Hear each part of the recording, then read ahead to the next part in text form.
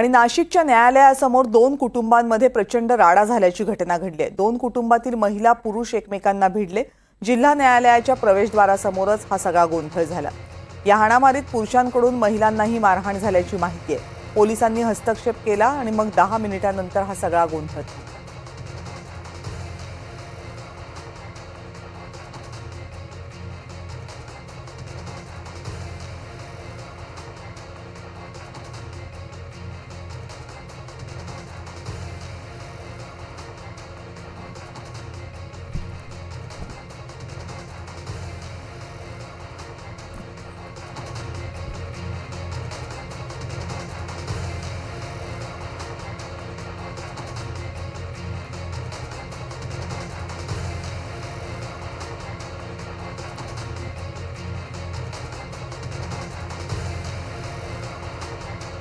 नाशिकच्या न्यायालयासमोरची ही सगळी दृश्य आहेत। हा तब्बल 10 मिनिटं सगळा प्रकार सुरू होता।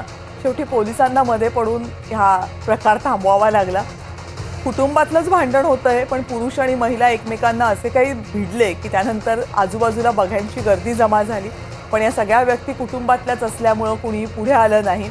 येथे महिलांची आधी हाणामारी सुरू होती, मग त्यात पुरुषही पडले। पुरुषांनीही महिलांना हाणामारी केली। महिला तर एकमेकींच्या अक्षरशः झिंज्या उपटत होत्या असं दृश्य पाहायला मिळालं।